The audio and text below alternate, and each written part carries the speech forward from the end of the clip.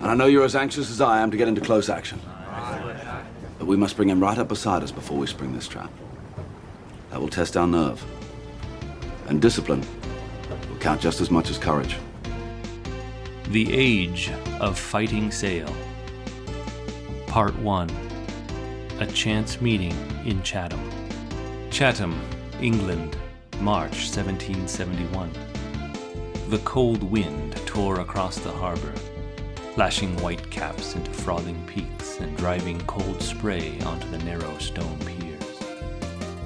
The sails of anchored ships flapped and snapped like the raucous wings of giant seabirds, while signboards above the waterfront taverns creaked in protest, swinging in the gusts.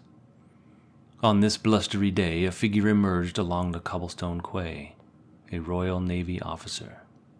Buttoned tight against the biting wind, his gaze set ahead with the practiced confidence of a man accustomed to authority. Yet, just as he was about to pass a cluster of fishermen unloading barrels from their boats, a boy appeared before him, seemingly from nowhere. Despite his plain, weather-beaten clothes, the youngster was neat, and his bearing had a quiet self-assurance that struck the officer as unusual. In the boy's hand was a sea bag, worn but tightly bound, resting on his shoulder with the weight of someone who had purpose and direction. This was not some dockside urchin begging for scraps. The officer looked him over, raising an eyebrow as the lad spoke, his voice steady despite the shivering wind. "Excuse me, sir," the boy began, a determined spark in his eye. "Could you direct me to the Rise and Knob? I've come to report for duty." There was something in the way he said it, raise a knob, with a precision and pride that did not match his young age. Intrigued, the officer's gaze softened. "And what business do you have with His Majesty's ship of the line?" he asked, noting the lad's calm demeanor, his square shoulders against the harsh wind. "She's commanded by Captain Maurice Suckling," replied the boy with a glint of pride. "My uncle. I am to serve aboard as midshipman." At this, the officer's face registered surprise. He had heard of Captain Suckling, a stern but competent commander known for his loyalty to the Navy. Nodding slowly, the officer beckoned the lad to come with him. He led the boy to a small tavern on the pier, where warmth and the scent of freshly brewed tea welcomed them. After a steaming cup and a bit of bread and cheese, the officer arranged for a boat to take the young lad out to his ship. No doubt he would soon forget the encounter. After all, new recruits, even those with connections, were nothing remarkable. Yet, in the years to come, he would remember this brief meeting, for this boy, slender and unremarkable as he seemed, would become the most celebrated admiral the Royal Navy, or the world itself, would ever know.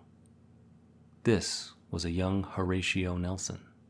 Nelson's story was not so much that of a boy driven by the thrill of adventure as it was of circumstance and duty. At the age of 12, Horatio Nelson found himself thrust into the unforgiving world of the British Navy. His father, a country pastor barely able to support his large family, had reluctantly let the boy go, spurred on by the rumors of impending war with Spain over a tiny, barren outcrop in the South Atlantic, the Falkland Islands. This, however, was no idle dispute. For England, it was a matter of pride and imperial power. Since the Treaty of Paris in 1763 had ended the 7 Years' War, England had stood as the dominant force in the world. Her empire stretched across continents, bound by the strength of her navy and the discipline of her men. But now, in 1770, Spanish forces had landed at Port Egmont in the Falklands and seized the British outpost there, triggering a surge of fury back in England. The British public, deeply proud of their empire, was indignant at the idea of Spanish soldiers treading on British soil, even if it lay thousands of miles away in the icy Atlantic waters. As war fever swept England, ships of the line were recommissioned. Captains were called from retirement and crews were rounded up. Among these ships lay the Raisonnable, a massive vessel with a history carved from battle. Captured from the French during the 7 Years' War, the Raisonnable bore a name that was itself a trophy, a constant reminder of victory over France. It was aboard this ship, recommissioned to answer England's call to arms, that young Nelson found himself learning the ways of the sea under the watchful, weathered eye of his uncle, Captain Suckling.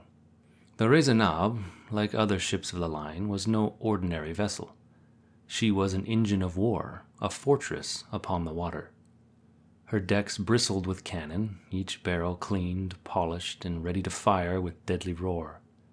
The planks underfoot creaked with the strain of heavy guns and the steps of men who knew that these ships were more than wood and metal. They were the instruments of empire. And yet, as preparations for war reached a fever pitch, the tides of conflict ebbed. The Falkland Islands dispute faded as quickly as it had erupted. By the time Nelson had spent 5 months aboard the Raisonnable, the ship was once again decommissioned, left to float in idle vigil, her guns silent. Captain Suckling, however, was not about to let his nephew languish on shore. Through his connections, he found Horatio a position aboard a merchant ship bound for the West Indies.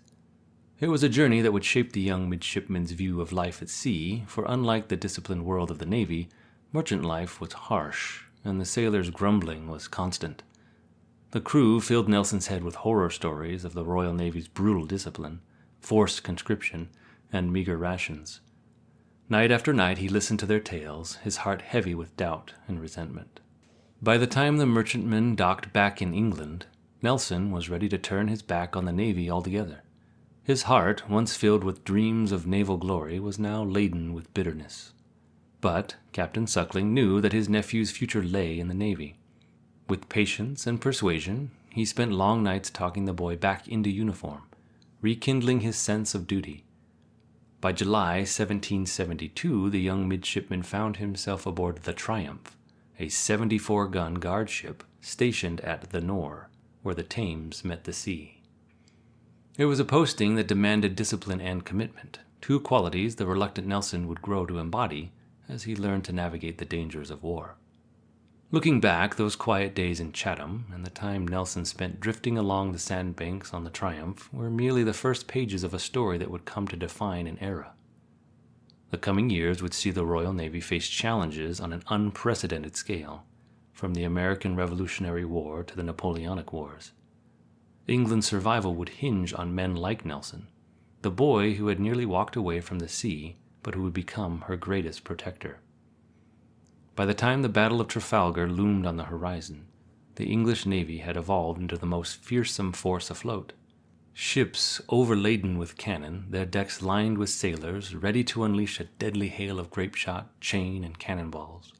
No longer were ships merely vessels for troops, they were weapons themselves, capable of unleashing devastation on a scale unseen in the world before. Each ship in the line was a floating fortress, their sails billowing as they bore down on their enemies, firing broadsides that could reduce the mightiest vessel to mere splinters. But there was also an elegance in these deadly machines, the sleek hulls, the copper sheath to prevent fouling, and the network of triangular sails and studding sails that allowed them to tack close to the wind, darting into position with a speed that belied their massive size. As the Royal Navy sailed into the storms of the late 18th century, men like Nelson would steer them through, facing overwhelming odds with courage, cunning, and the unshakable belief that the wooden walls of England would never fall.